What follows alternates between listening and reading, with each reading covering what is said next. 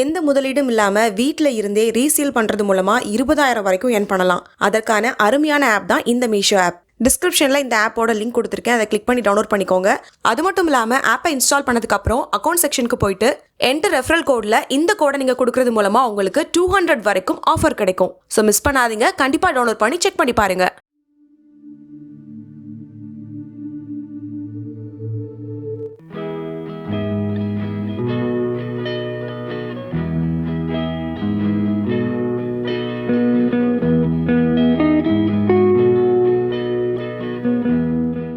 இதுவரைக்கும் நம்மளுடைய பல்லாண்டு வாழ்க்கை சேனலை சப்ஸ்கிரைப் பண்ணலனா மறக்காம சப்ஸ்கிரைப் பண்ணிக்கோங்க.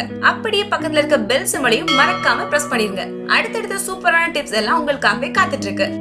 வணக்கம் தோழிகளே, வெல்கம் டு டயட் ரெசிபிஸ். இன்னைக்கு டயட் ரெசிபியில ராஜ்மா வச்சு ஒரு கிரேவி எப்படி பண்றதுன்னு பார்க்க போறோம்.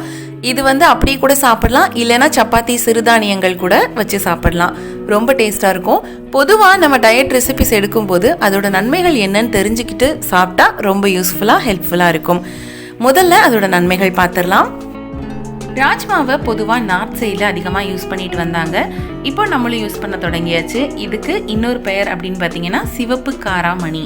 இதில் பொட்டாசியம், கால்சியம், இரும்பு சத்து, புரோட்டீன், நார்ச்சத்து, ஃபோலேட், பாஸ்பரஸ், மெக்னீசியம்னு ஏகப்பட்ட சத்துக்கள் அடங்கியிருக்கு.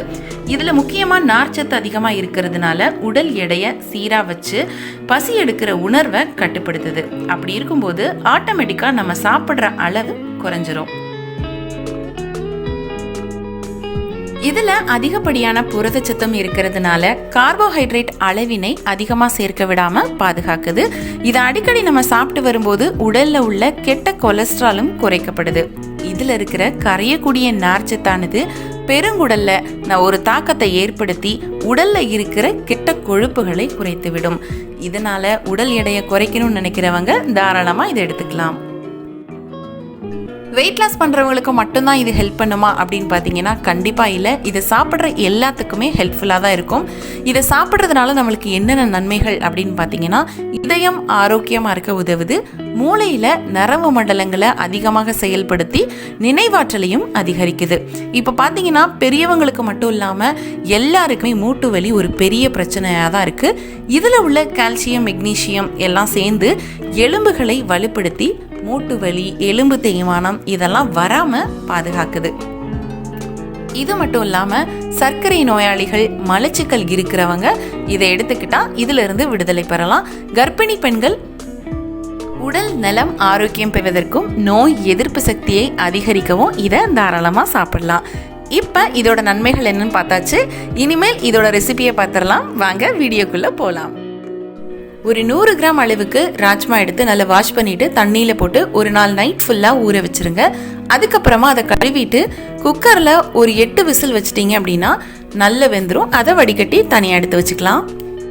முதல்ல அரைக்க வேண்டிய மசாலா எடுத்துக்கலாம். ஒரு மிக்ஸி ஜார்ல ஒரு மீடியம் சைஸ் அளவுக்கு ஒரு பல்லாரி,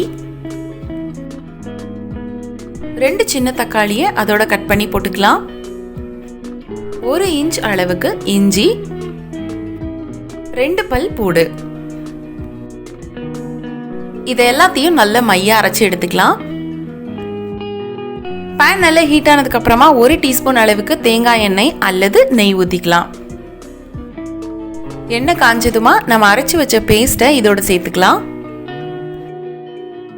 மிதமான தீயில 1 நிமிஷத்துக்கு இதை நல்லா வதக்கி எடுத்துக்கலாம். மூடி போட்டுட்டு அந்த தண்ணி எல்லாம் வத்துற அளவுக்கு நம்ம வெயிட் பண்ணலாம். ஒரு 3 நிமிஷம் ஆகிருச்சு. இப்போ ஓப்பன் பண்ணிடலாம். மசாலா எல்லாம் நல்ல கட்டி ஆயிருச்சு. இந்த ஸ்டேஜ்ல நம்ம வேக வச்ச ராஜ்மாவை போட்டுக்கலாம். ராஜ்மால எல்லா மசாலாவும் நல்ல ஒன்று சேர்ற மாதிரி கிளறி விட்டுக்கலாம். இப்போ இதுல சேர்க்க வேண்டிய எல்லா மசாலாவும் சேர்த்துக்கலாம். 1 ஸ்பூன் அளவுக்கு கடலை மாவு, 1/2 டீஸ்பூன் மிளகாய் வத்தல் பொடி, 1/4 ஸ்பூன் மஞ்சள் தூள், 1/4 ஸ்பூன் சீரகத்தூள், 1/4 ஸ்பூன் கரம் மசாலா தூள், 1/2 ஸ்பூன் மல்லித்தூள்.